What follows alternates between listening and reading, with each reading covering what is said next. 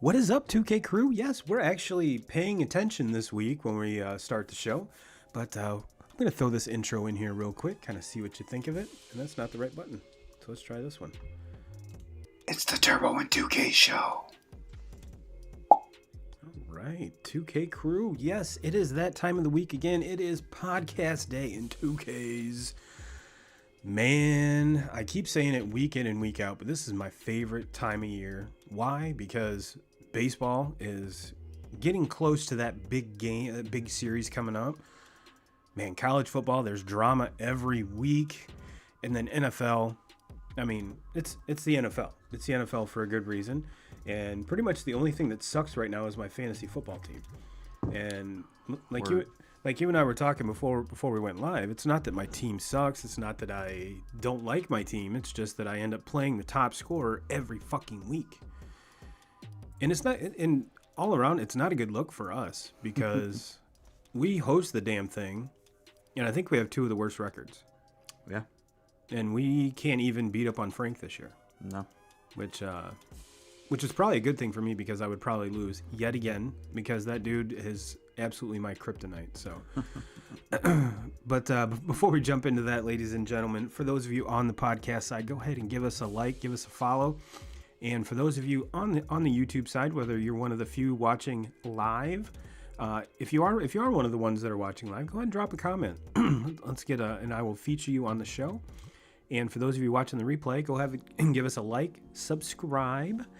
And if you guys are feeling ultra saucy, go to buyturboabeer.com, buy 2Ks and I a beer, and you'll be helping the show financially as well.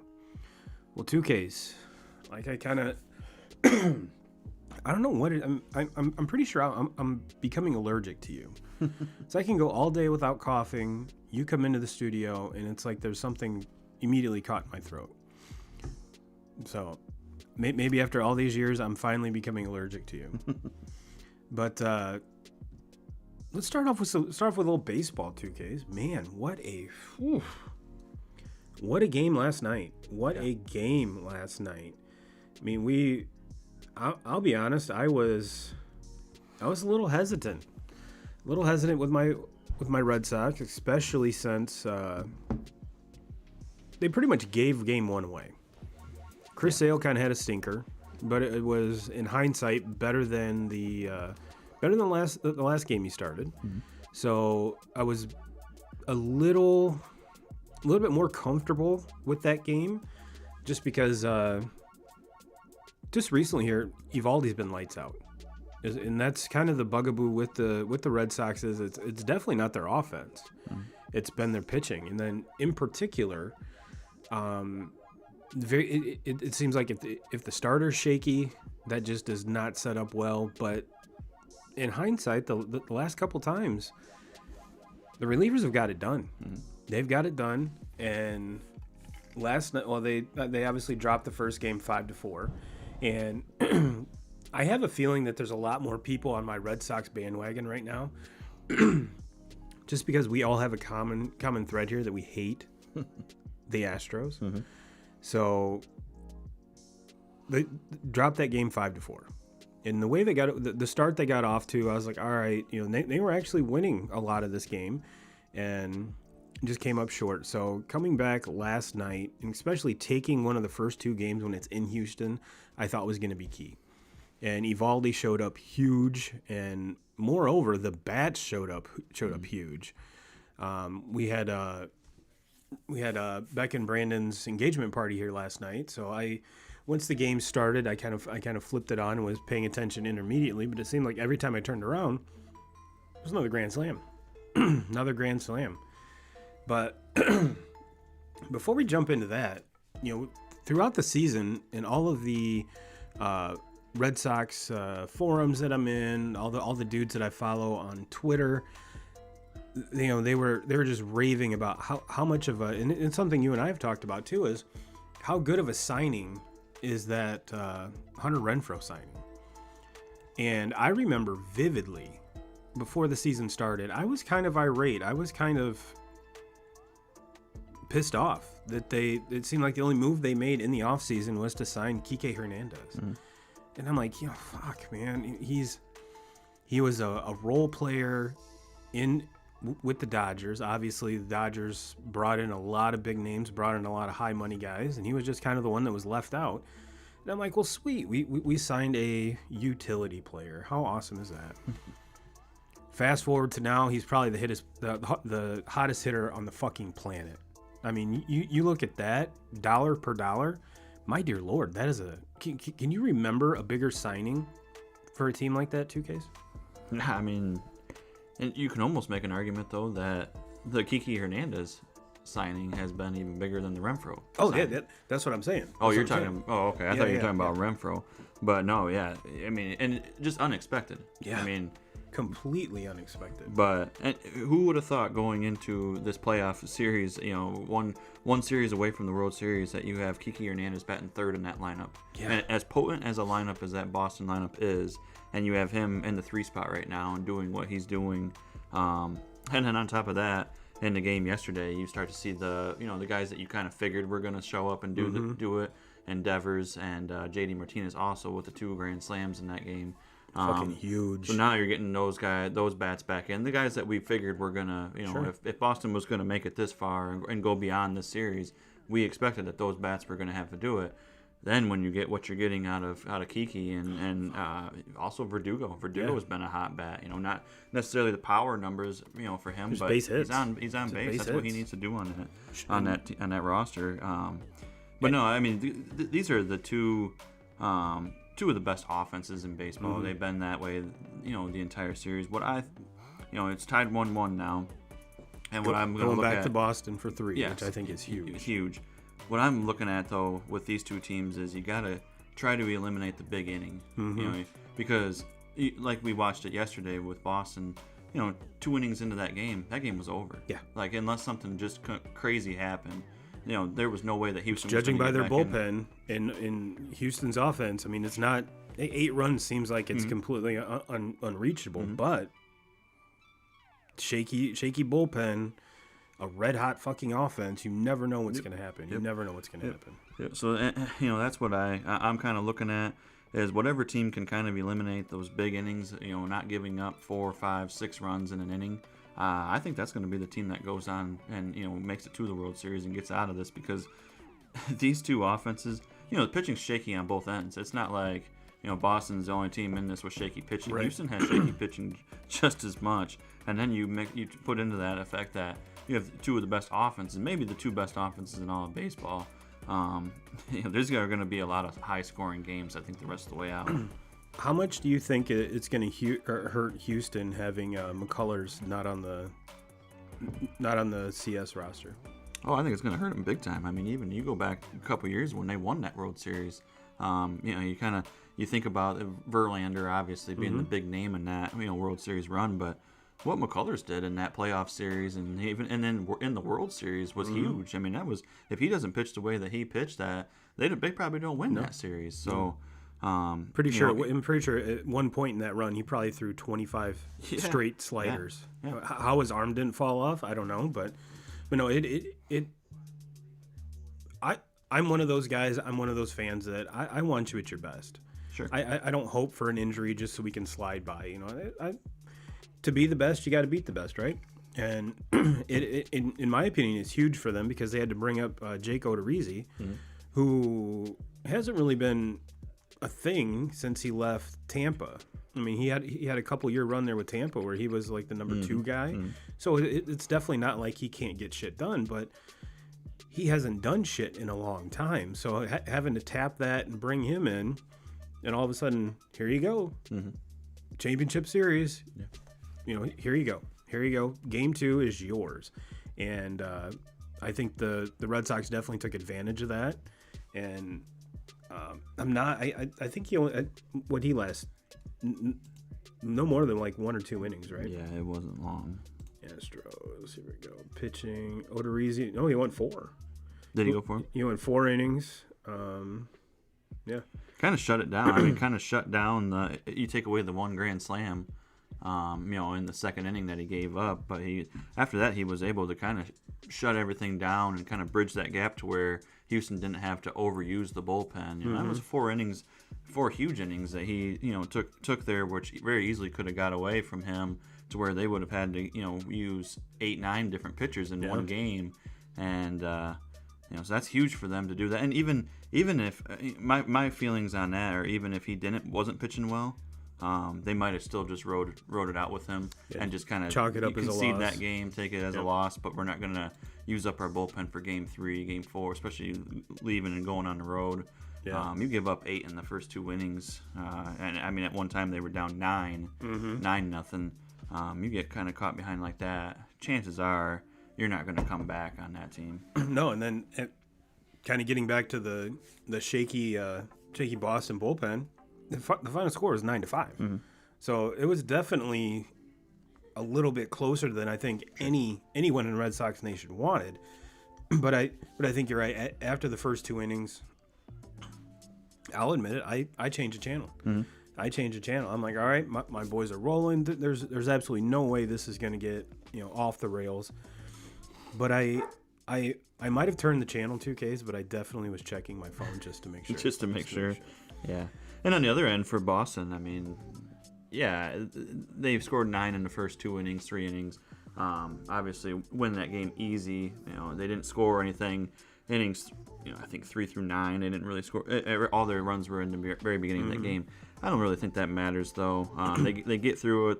They get the must-needed win. They go to their place now for 3. They didn't have to use any of the bullpen at all. Everybody should be well rested.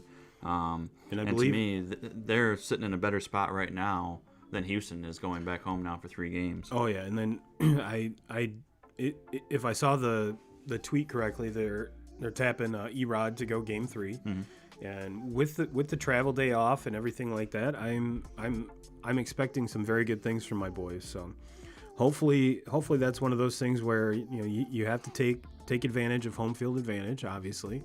So even if they take 2 out of the 3, they got 2 chances to close it out in Houston.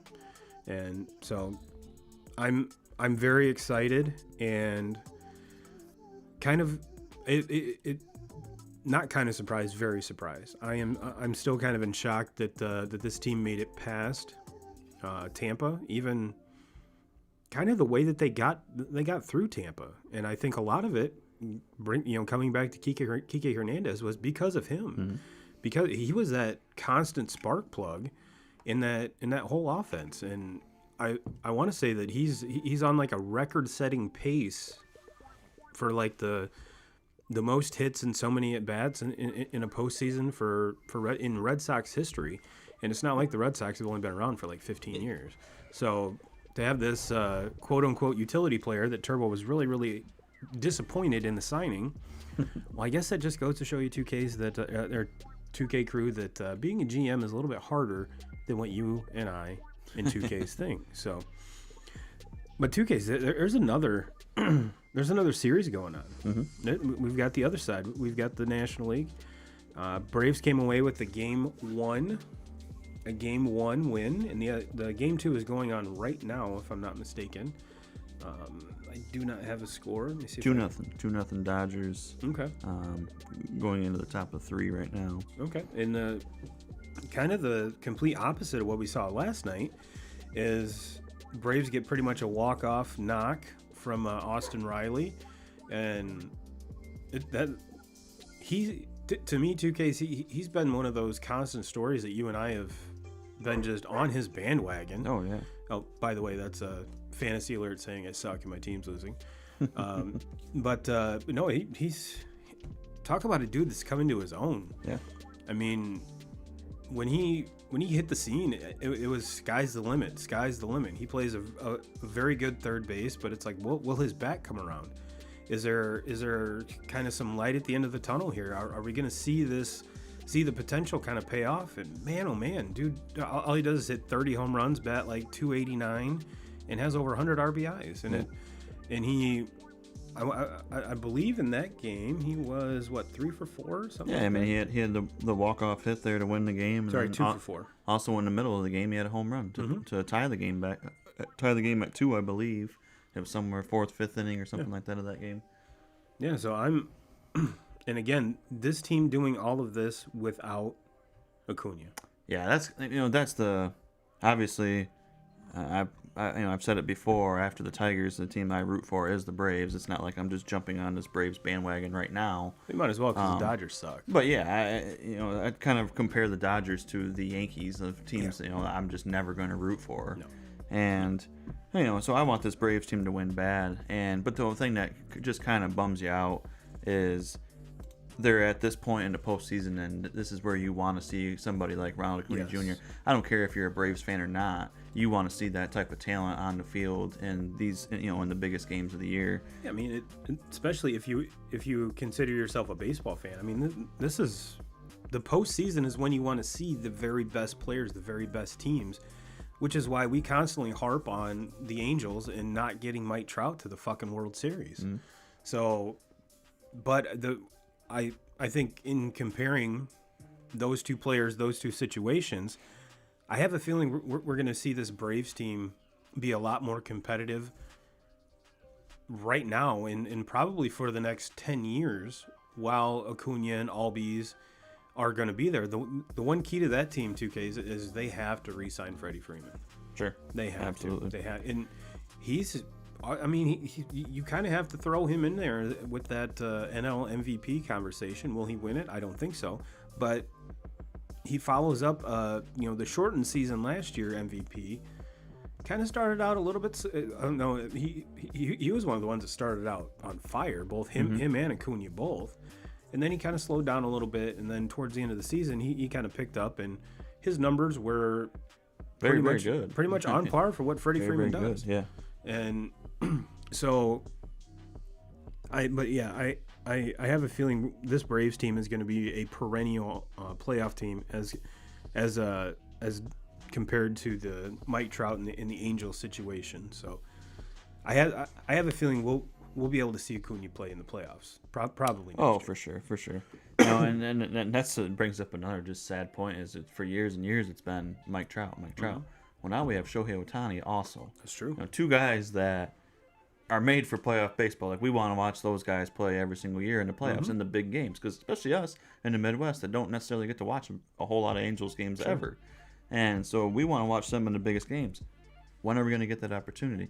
Now that they have Joe Madden there, you have to think that soon it's coming.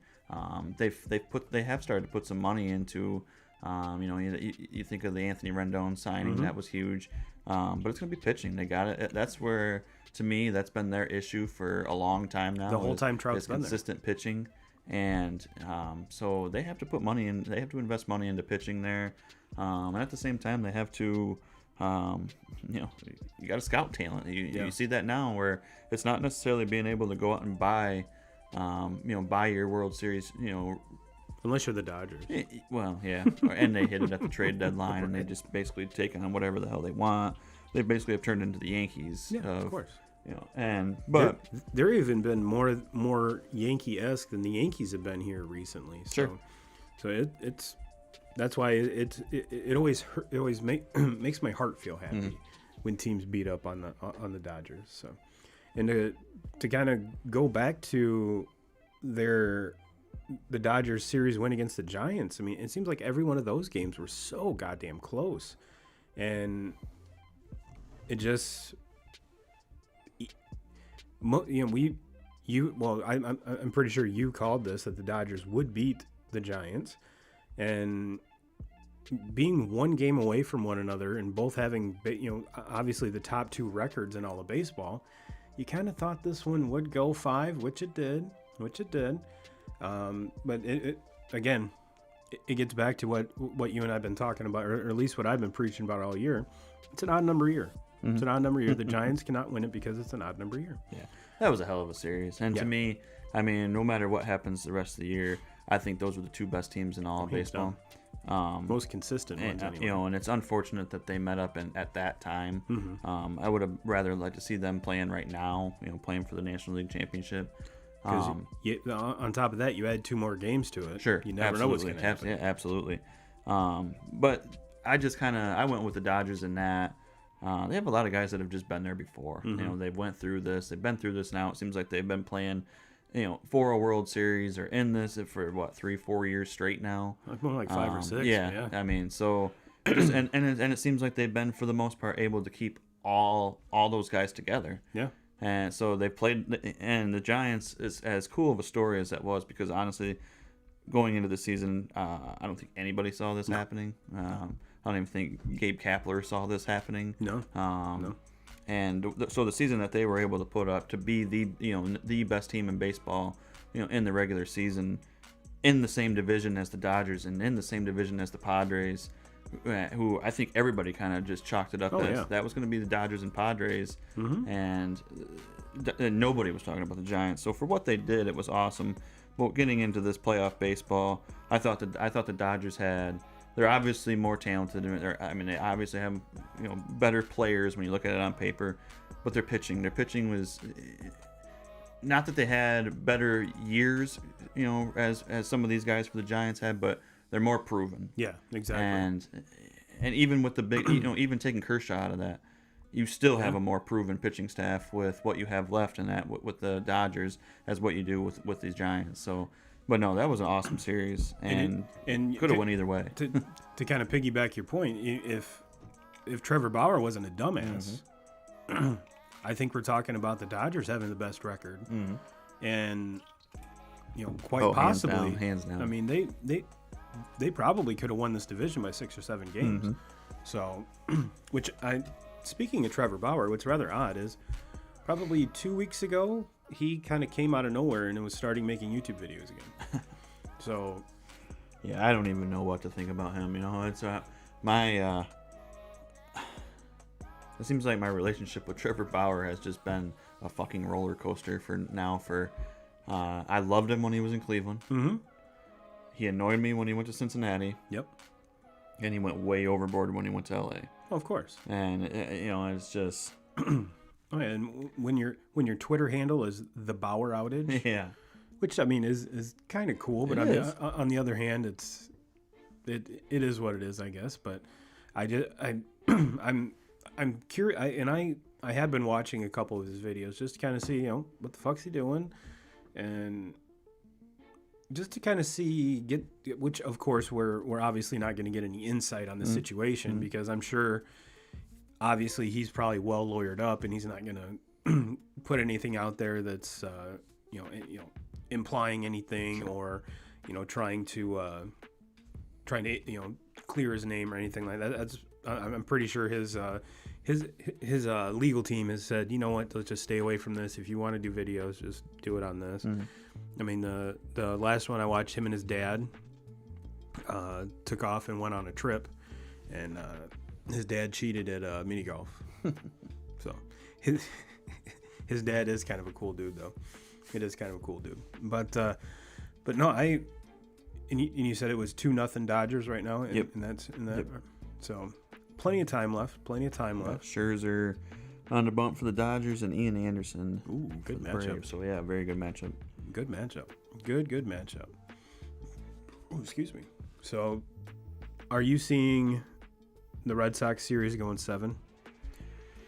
You know what? I am. Yeah. I mean, that is just going to be a absolute slugfest all the way through that series. I look for very high scoring games, and like I said, it's going to be, to me, in my opinion, it's going to be whatever team can kind of cut back on the big innings, because the crooked numbers. It doesn't matter. You're going to give them up, but it's just who can limit those and keep it at a decent number of how many big innings, because both of these teams are capable of 4, 5, 6 run innings. Oh yeah. And both of these teams are very capable of being able to put a game away in 2 innings. So that's the scary part.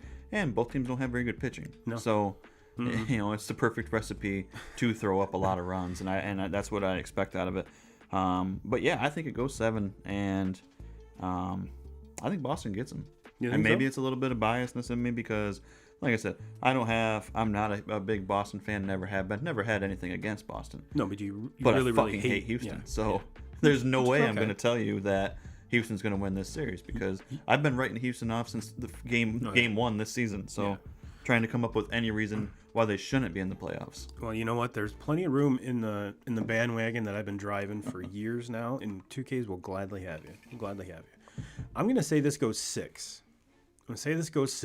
And gonna go out on a limb here, and I'm saying the winning run in Game 6 is gonna be a Schwarber bomb. Schwarber bomb. Because I mean, it seems like that dude. He's big in the postseason, man. Yeah. And in big situations, the dude is clutch. You know, he might bat 185 or maybe, you know, just get himself over the Mendoza line. Yeah. But He definitely doesn't hit his weight a lot. Yeah. no. But in big situations, the guy just shows up and just lays the hammer on something. And it's just like, all right, well, don't know where the fuck that came from, but we'll take it. And if you look at the lineup around him, I mean, you kind of hit on it there with Verdugo getting on base, Xander getting on base, and we're seeing a lot of these Red Sox hitters going the other way on purpose. Sure. And you're seeing a lot of success because they're a great offense. Now, why a lot more teams don't do this, I have no idea. But I mean, I can't. There's been at least 5 or 6 times that I've seen Schwarber, Verdugo, just slap it down the left field line and get on base. Next thing you know, there's obviously getting back to the pitching situation. There's been, more than a handful of walks between all of these guys, and they just find their way to score. So why not? Yeah, and for those guys, I mean, that's what you have to do in that lineup is get on base so that your boys like JD Martinez and Rafi Devers, the big boppers in that lineup, And be on base when they come up. What's kind of ironic too is both of those guys having hit bombs last night. They're probably the 2 unhealthiest dudes in that whole lineup. Devers has something with his right bicep, and obviously running out to right field, JD trips over second base, and it's like, all right. That base has been there the entire season. Yeah, that's like, what the... You don't step on the lines. You don't step on the bases when you... The only time you should touch bases when you're running them. Yeah, exactly. It's just like... I was really kind of confused when I heard that. I'm like, Yeah. You've been a Major League Baseball player for a long time now. Granted, you've been a DH a lot. I get that, but second base hasn't moved. It's always been there. It's been there all year. It's been there the entire time you've been in Boston. It's not like they move it around and hide it. So, but I'm glad he's back. I mean, he's pretty much the first game back. I mean, he was swinging a very, very healthy looking bat, but obviously, most power hitters, their power comes from their legs and their hips, and when you got a bad wheel, it's kind of hard to get all the torque and everything you want or need out of that bottom half. So, what are your thoughts on the Dodgers Braves? What do you got going there?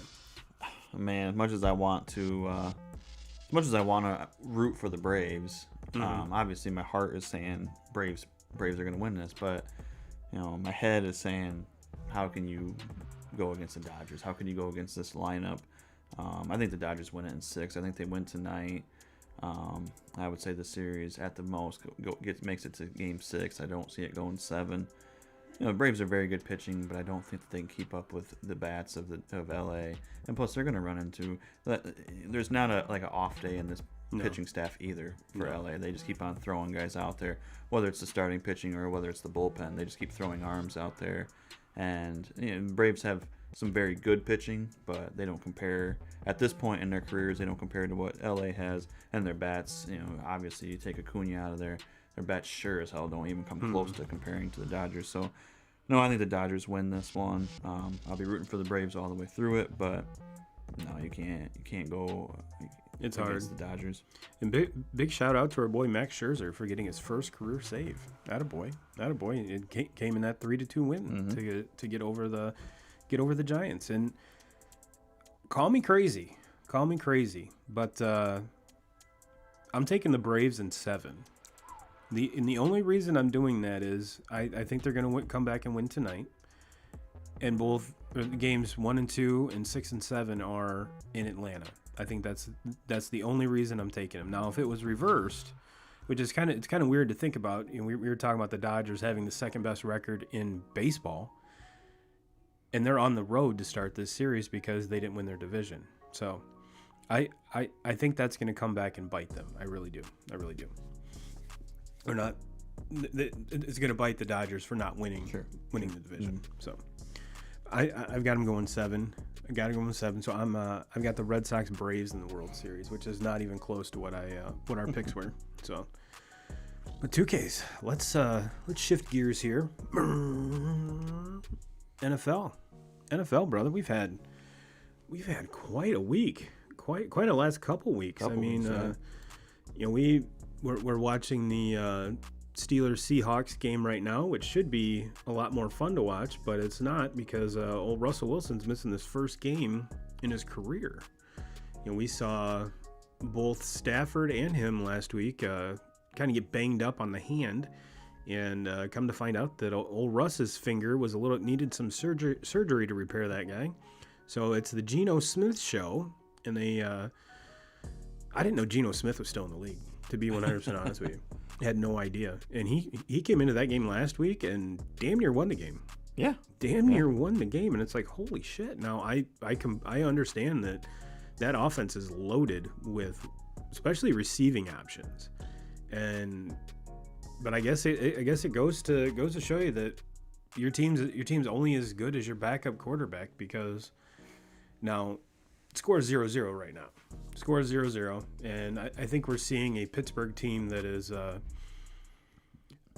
where that window was slowly closing on this team. I think there's just a draft. I think there's just a draft that's remaining open, because Roethlisberger looks like shit. I'm not even gonna say like the normal PC thing to say is, he looks like a shell of himself. He looks like shit. He looks like shit. And the entire offense looks like shit, really. Which is weird because the offensive line, and that's where it starts with me, is their offensive line is just terrible. Mm-hmm. And then you mix that with Roethlisberger not being able to move in the pocket anymore. At all. I mean, that's what Tom Brady is more mobile than him. Sure. Right. Roethlisberger has made a living off of being able to extend plays. Mm-hmm. It kind of reminds me, not obviously body size, not even close, but it kind of reminds me of me as a Dallas fan of a Tony Romo. Yeah. They don't, or like a Phillip Rivers. What they look like as far as their physique, not even close. I mean, Roethlisberger's huge. Romo was not very big, but the way that they were both able to extend plays, keep their head down the field, and make very good throws. Both of them made a career, made a living off of it. Well, Roethlisberger can't move anymore. No, can't move in the pocket. He's just slow. He does not look like an athlete at all anymore. Arm's still there, which was the with the Tommy John surgery. That was kind of the thing that most people were like, all right, well, and then all the rumors about him not going totally TB12 with his diet and his everything else, but it was reported that he dropped like 15 pounds. He was in the best shape of his life. Come to find out, that wasn't even the case. And if you watch the Pat McAfee show, they're huge Steeler fans, because most of them are from Pittsburgh. Yeah. And I guess the rumor on the street is that Ben found Jesus, and one of the guys has a theory that because Ben found Jesus, he's not cranking it up as often. So there's kind of a "Let Ben Fap" tweet going around. So how true that is, I don't know, but sounds like he's got a lot of pressure on him, both on and off the field. Because if you take a look at the depth chart on these on the backup quarterbacks, there 2Ks, I'm pretty sure that we've seen Mason Rudolph. He's obviously not the answer. No. They've got Dwayne Haskins, which looked very good in the preseason. How much that would correlate to the regular season, I don't know. But all jokes aside, I think the reason that this because the defense is not what's losing games. No, the defense is maybe they might still be the best defense in the NFL. Really, yeah. I mean, they're just put in a really shitty situations a lot because they're on the field all the time. Yeah, and that's my thing with them. But this Steelers team can turn things around really, really fast. Like they have. I'm sitting here talking shit about Ben as a quarterback because he just doesn't have it anymore. And their offensive line is awful. They're very, very young. They're very inexperienced compared to what you normally see out of a Pittsburgh offensive line. But they have the skill position players that you put them up against anybody in the NFL. They have great receivers, and they're all young. You think of Deontay Juju's Johnson. out for the season, though, right? Yeah, and he's the worst one they have. I mean, but because you look at your boy Chase Claypool, who they Love him. rookie last year, he's Love a him. stud. Oh, yeah. Deontay Johnson, stud. Najee Harris, rookie running back this year, a stud. Coming into his own right now. Yes, I mean he is a stud. He's one of the best running backs in the league right now. He needs to touch Running the ball behind. 25 to 30 times. Yeah, the problem is running, with no offensive line. That he's more effective right now in the passing game because hands down. don't have to worry about his offensive line blocking for him. And I honestly think this comes down to the loss of Pompey as center. I mean, 100%. Villanueva, I mean, he's having a rocky time. I can't remember where he went, but he's having a very hard time where he's at now. So, but when you lose your center that's been there for damn near your whole career, or at least the latter half of his career, that's huge. And then trying to replace, I mean, that's kind of something that kind of goes under the radar. Is the center is one that calls a lot of the protections at the line. He's the one that's kind of orchestrating who blocks who and who picks up what, and to kind of have that taken away, I'm sure you're going to have some growing pains. But man, I wouldn't even call these growing pains because you're going to get Ben killed. Yeah, I mean he is, and they're going up against a Seahawks defense that isn't nearly the Legion of Boom anymore, but they're not too bad. They've got some dudes on that defense that, I mean, are still legit regardless of who they're lining up against.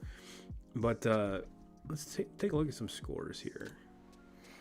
All right, this game tomorrow night, 2Ks, I'm absolutely in love with. I mean, we've got quite possibly if you had to give the MVP right now, you're probably giving it to Kyler. But, well, I mean, Josh Allen, no. Yeah, but they're one and 1A. The only reason I would say Kyler is because Josh Allen hasn't played this week yet. Yeah. Because tomorrow night, it might be right back onto Josh Allen. Because going into the games today, Josh Allen had it. Yeah. Kyler Murray had another huge game today. They're undefeated. They beat the Browns. They beat the shit out of the Browns. Oh, my God. Beat them without... I mean, yeah, you can say the Browns were without their best running back, but Kyler was without his play caller, without his head coach. Yeah. And so, and for them, because I saw that today, and not that I've ever been much of a Cliff Kingsbury fan thinking that he's great, but gotta love what he's doing there. You see that he tests positive for COVID, he's out, and and he's obviously the one that calls the plays there. When I saw that this morning, I was like, I don't know. I think Arizona might drop their first game. Yeah. And then for them to just show up and play like they did and just wipe Cleveland out. Cleveland wasn't even in that Cleveland. game. It wasn't like it was at Arizona. It was in Cleveland. But I out of all of that, I got to give a big shout out to your boy Donovan Peoples-Jones. He had a fucking game, dude. He had a game. I mean, granted, a lot of those receiving yards and one of the touchdowns came from a Hail Mary at the end of half, but you got to give kudos where it is, man. You got to give kudos. I mean, that was he had a hell of a game, and Baker didn't have that bad of a game either. It was just, I think they ran into a buzzsaw that the final score was 37-14. Kyler went 20 for 30 for 229 and 4 touchdowns. And the leading rusher was Connor, 71 yards. And A.J. Green with 79 yards. If we do the flip side here, the Browns, Baker went 19 and 28 for 234, 2 touchdowns and a pick. And Kareem, you already mentioned that Nick Chubb was out. Kareem Hunt, 14 carries, 66 yards. And DPJ, 4 catches, 101 yards, and 2 touchdowns. So, and just kind of looking over here. Yeah, OBJ did play. I was with you when I was doing my bets. When I was putting in my bets this morning, I was kind of shying away from that game because Cliff Kingsbury was not there, and you never know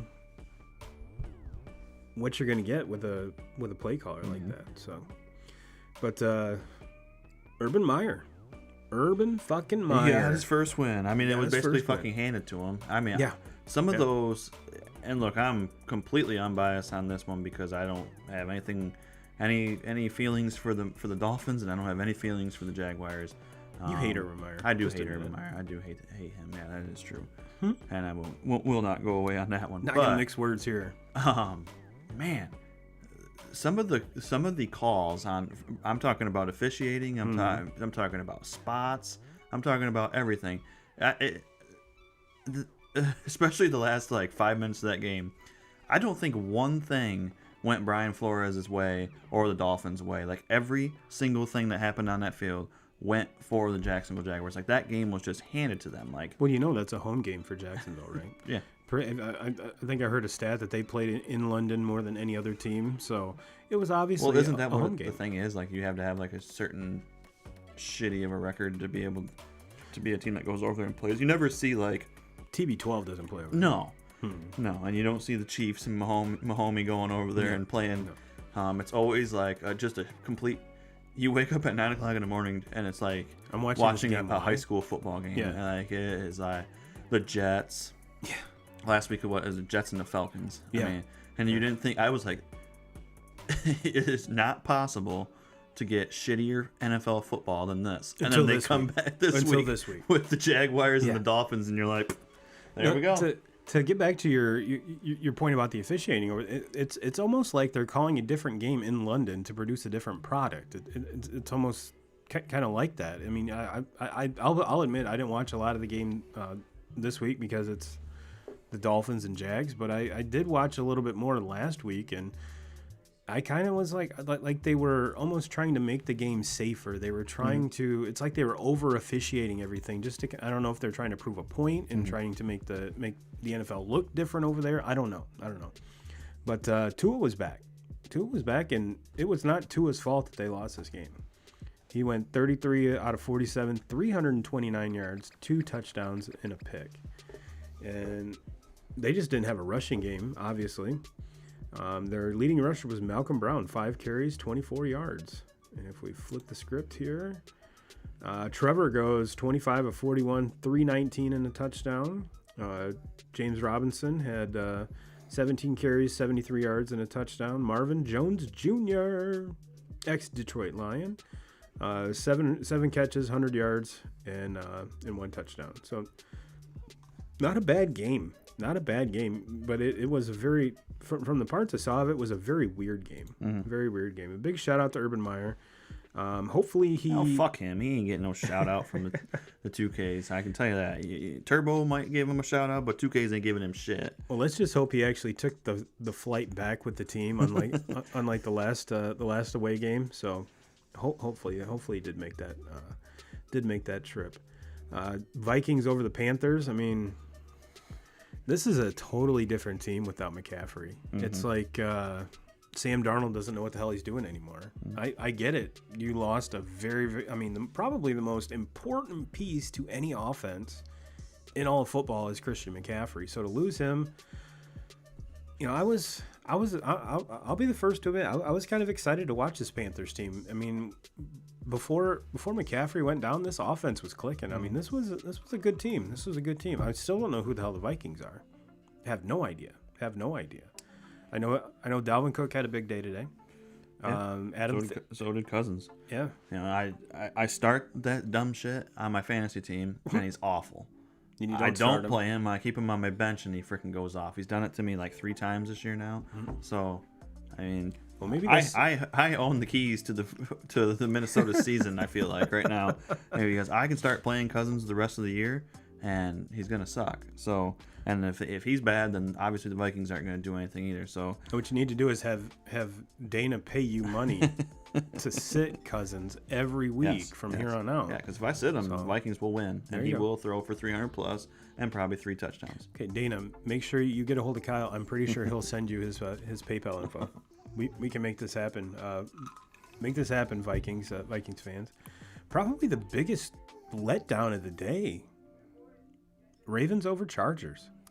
Yeah, that one shocked me. That really shocked me. It didn't shock me that the Ravens won. It shocked me just how bad the Chargers were. The Chargers have been, to me, kind of a dark horse team.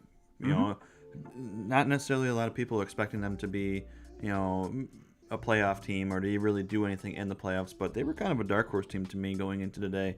Their defense has been really, really good all season long, and then the way that Justin Herbert's been playing, and then. You always think of Keenan Allen and the consistency there, but Mike Williams has just been huge. And arguably, Eckler. Yes. So, and then today, to show up against this Ravens team, who I thought was kind of gift wrapped. Yeah. Last week with that in the Monday night game absolutely. with the Colts. Absolutely. And they come back on, just because for 3/4 of that game they looked like dog shit. And then Lamar Jackson and the boys, Lamar just put that team on his back in that fourth quarter of that game, and then in the overtime drive. And it was kind of cool to see him do that without having to go take a shit in the locker room or allegedly poop his pants and have to come back. It was kind of nice to see him do it without having to do that, but you're right. I mean, and did it in a way that you don't necessarily really see Lamar win football games. He did it with his arm. Yeah. It really wasn't with his feet at all. Oh yeah, trust me. I lost the same game parlay where I needed over so many yards. I think he ended up being 2 yards short of what I needed. Yeah. It's like, come on, well, run two the guys fucking to ball. Bet on that game were Hollywood Brown and Mark Andrews, because those two guys went off that night. But coming off a short week, I really thought this was one. I think this morning when I was betting on it, I actually took the money line and took the Chargers on that one, because I just kind of thought with a short week, Ravens kind of gift wrapped, that Colts game, and they went into overtime. Yeah, went into overtime, and then going into today, maybe they would just, be a little bit flat, especially against a really good Chargers defense. And I was wrong on that one. So I think this has been like the first clunker that Herbert's had in his whole career so far. So do I really think that the Chargers are this bad? No, I just think they caught Herbert on an off day. I really do.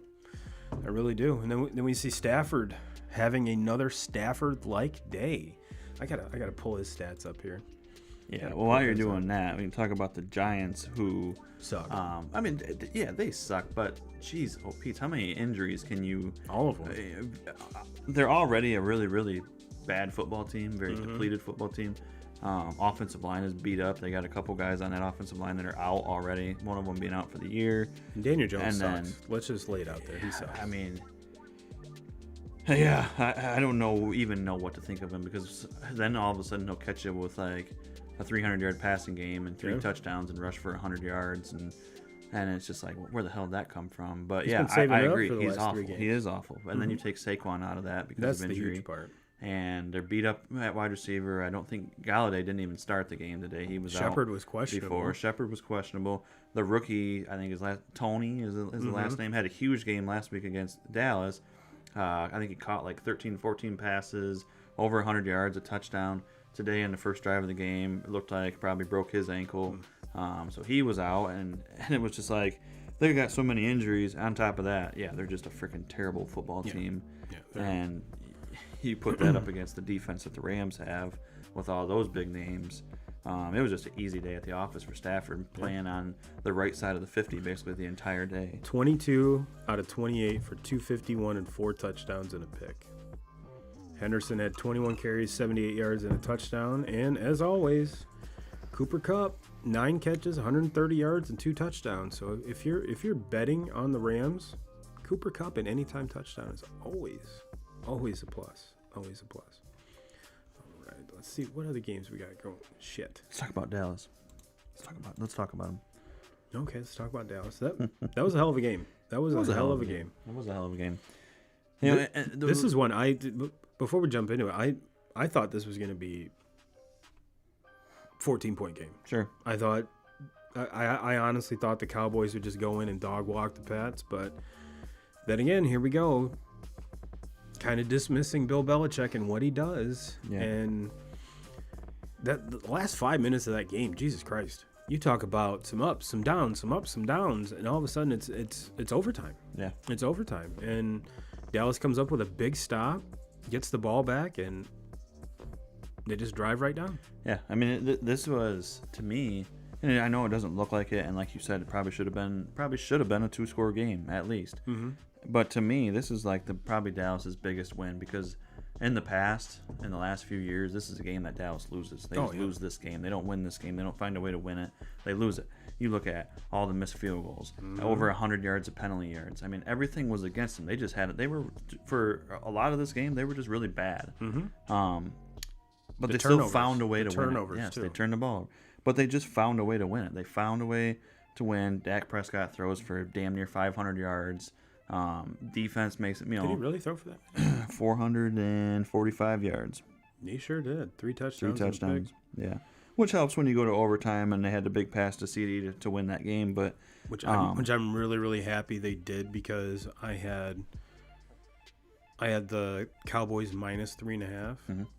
So that touchdown was huge, because if they kick a field goal, your boy is not winning that bet. Your boy is not winning. So I'm glad that they were a little bit more aggressive instead of, which then again, Zerline missed a field goal earlier in the game. Otherwise, they make that, they've won that game. They've won that game. So I am glad that I'm glad it happened the way it happened. Let's put it that way. Yeah, I mean, it's a big win for them.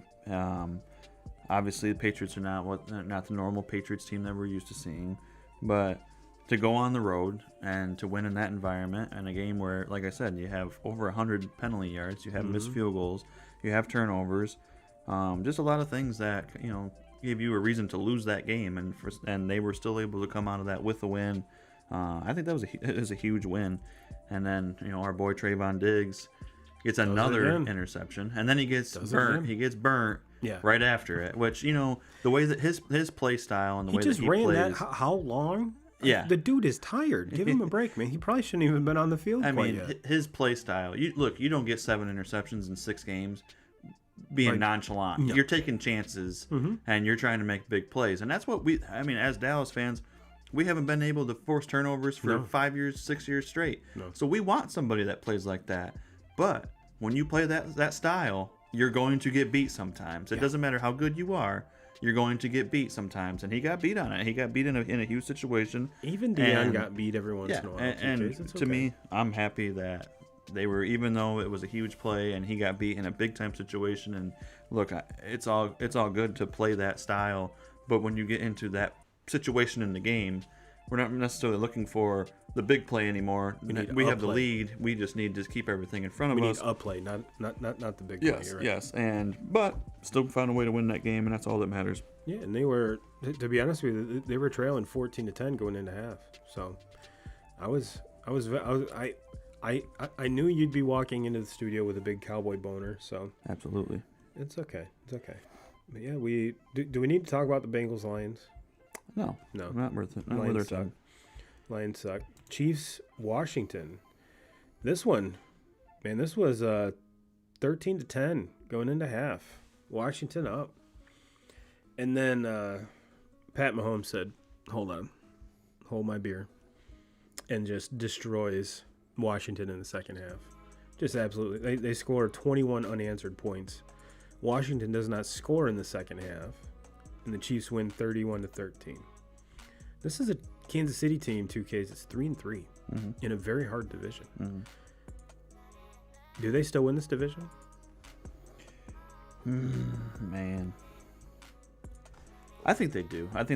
And I think the Broncos kind of showed today who they are. I think they have a very good defense, but I think their offense is very, very poor. And you look at who the Broncos played. I mean, their schedule just set them up to win, to be 3-0 very, very easy to start the season. And now you look at them after week 6, 3-3. You're coming off of 3 straight losses. Oakland Raiders, or Las Vegas Raiders, their whole season's in shambles now.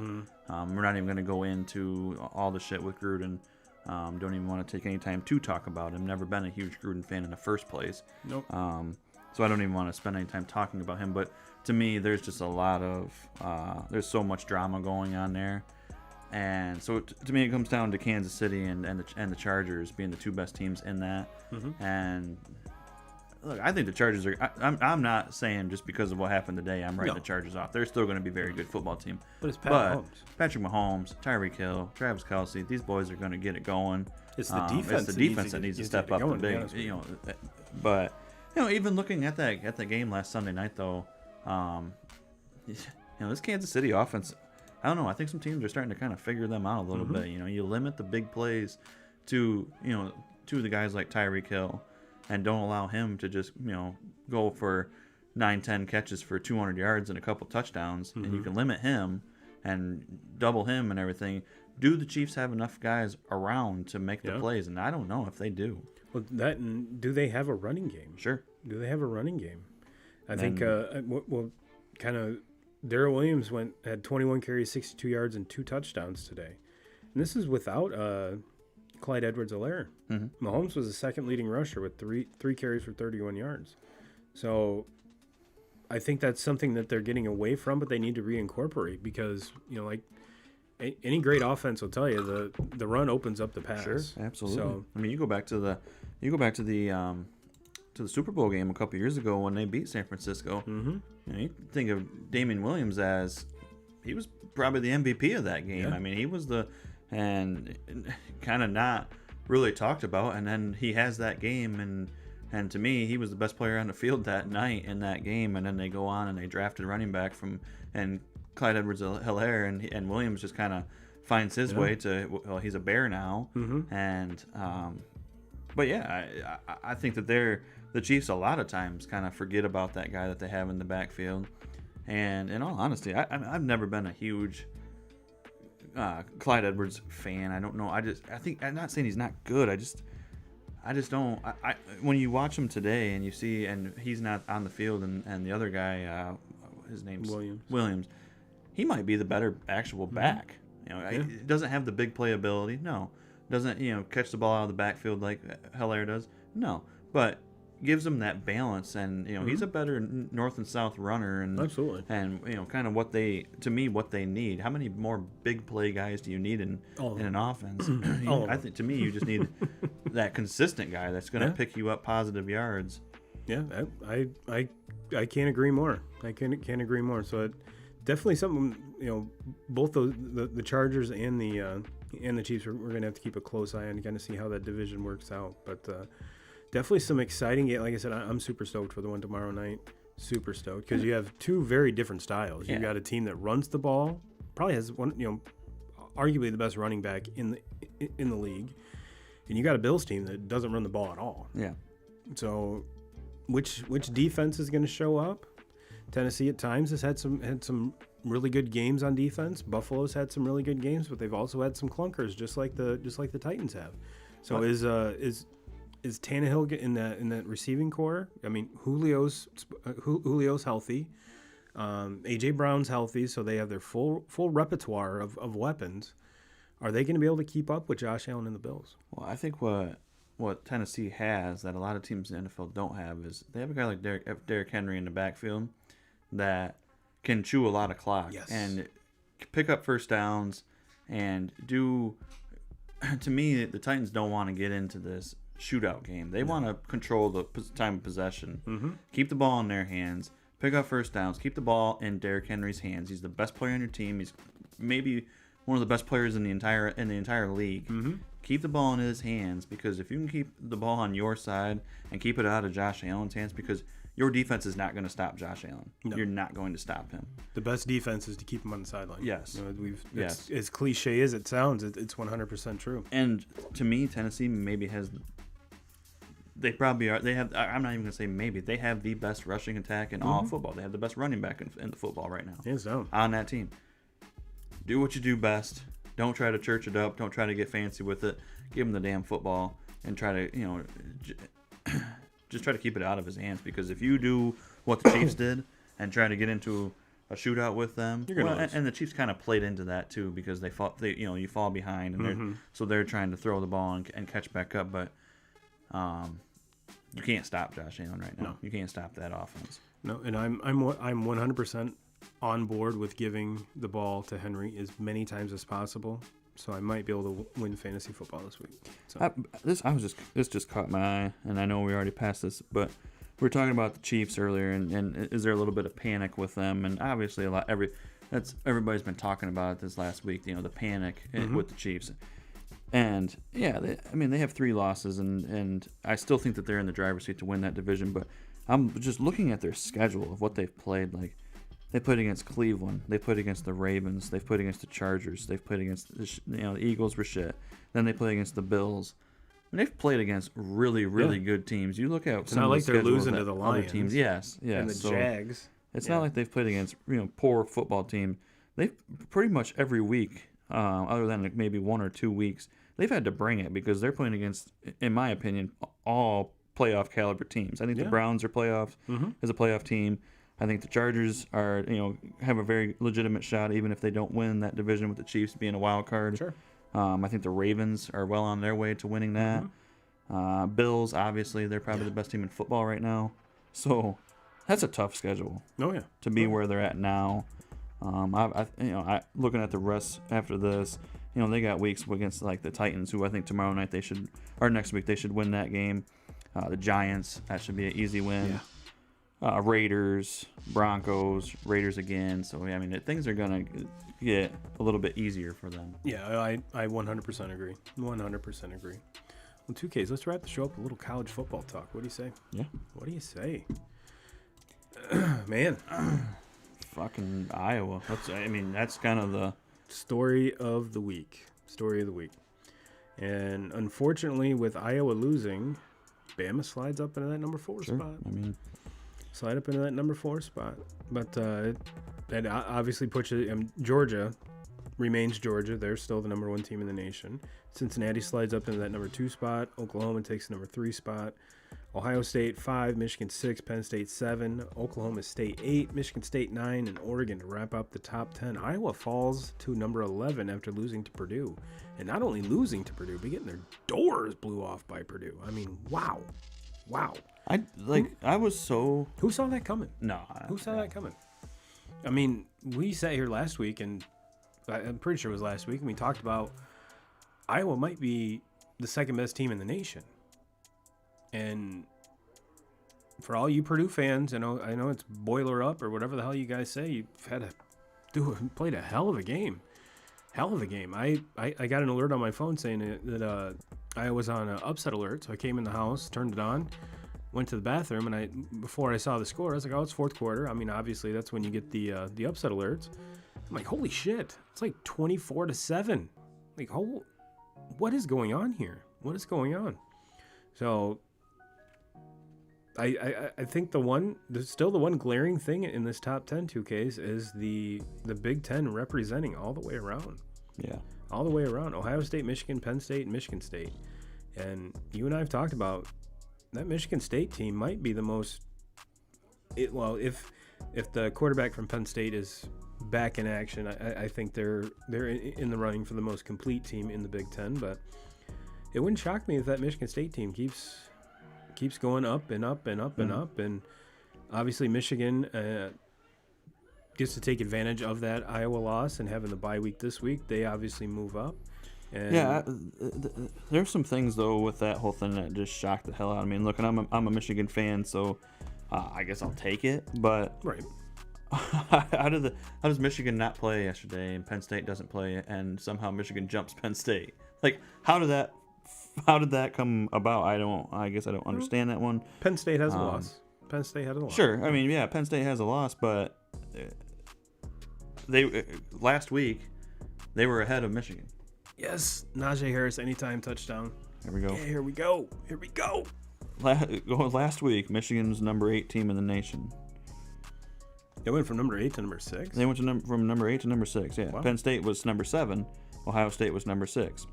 So obviously, Iowa loses. Everybody should just move up. Alabama moves up. Ohio State moves up. For some reason, Michigan jumped Penn State in it. I don't know how. I don't know why. Well, when you guys wreck BYE that much, you got to move up. Michigan State, to me, the team that, in all honesty, I would probably still give the nod to Ohio State because it's Ohio State. Their only loss is to Oregon, who is also a top 10 team. Yeah. Michigan State's looked just as good, if not better. Look, they've won some close games, and it's not like they're blowing the doors off of teams. No. They won a really close game against Indiana yesterday, but they're 7-0. Mm-hmm. Why are they behind Penn State? Why are they behind Michigan? And I hate Michigan State, but I'm just saying why. Yeah. Maybe part of it is that I don't want, because I think what's happening is a lot of people are kind of getting their hopes up with this Michigan football team, and they're going to just kind of do what they're good at. Either that, or a lot of Michigan State fans are so just apprehensive, because I normally when you get a Michigan State team that kind of getting back to the Kirk Cousins of the world, and when they were in the college in the playoffs, it's like you couldn't shut Michigan State fans up at all. I really haven't heard from him. No. It's like they're almost scared to just come out and just drop dick and be like, this team is the best team in the Big Ten. This team is this team is that. The only confident Spartan fan that I've talked to is Matt Asmus. Yeah. And he's the one that called, because I'm pretty sure most of us really didn't even know who their coach was when they hired him. Matt's like, no, this dude's pretty badass. You keep an eye out. He's like, by year 3, they'll be 500. They're more than 500. Oh, sure. They're more than Absolutely. 500. I mean, I guess it doesn't hurt when you have 40 players from the transfer portal come over. But on the other hand, too, with that many people coming in from the transfer portal, you really don't have that cohesiveness. You really don't have that history, the years of the reps behind that. So, in my opinion, that's got to be a little bit more difficult than trying to coach your own recruits. You know what I mean? So, big shout out, and we said it last week. This Big Ten conference is just going to beat the hell out of each other. And it's going to be interesting to see who comes out on top. That is for sure. Yeah, I mean, so Michigan State has the bye going this next weekend. Michigan comes back off of their bye playing against Northwestern. Northwestern coming off a pretty big win against the Rutgers this past week. So they're a very well coached team. Obviously, so Fitzgerald, you have to imagine they're going to show up and they're going to give Michigan. They're going to give them a game. I think Michigan wins it. They ought to win it easy. That's a 7:30 game, correct? Yes. I thought so. No. Michigan Northwestern's a noon game. Oh, noon kick. Okay.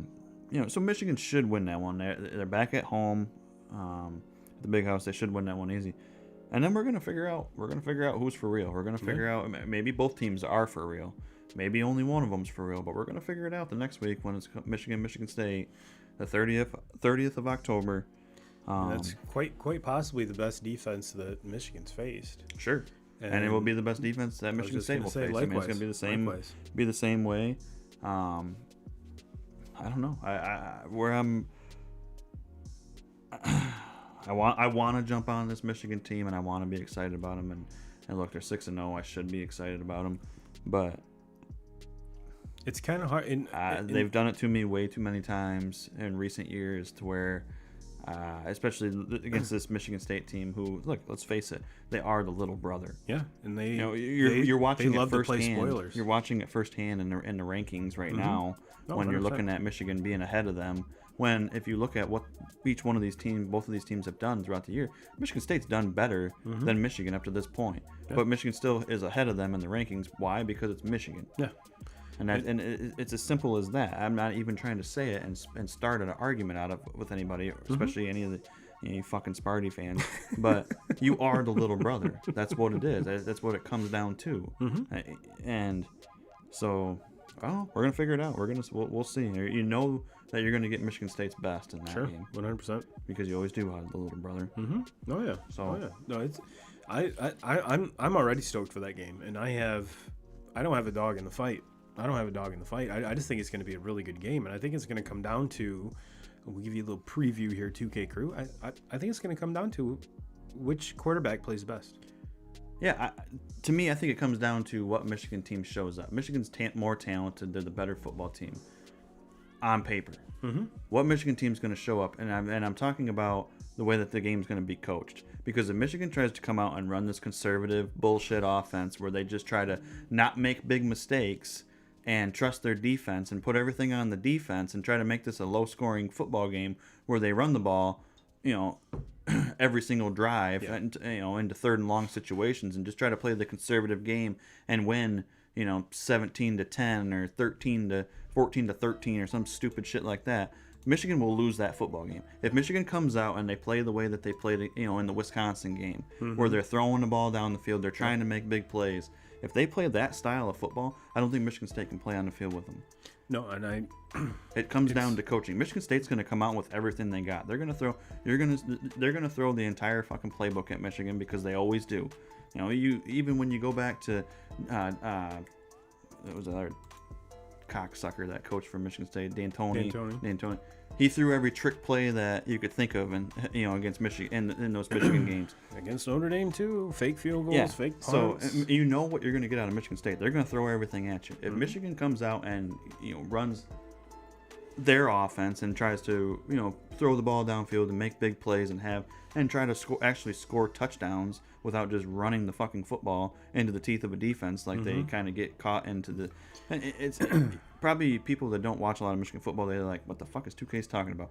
Well, if you watch Michigan every week like I do, there's not a team in football that tries to run it into an 8-man box more than Michigan, and they'll run it right at it and just try to play.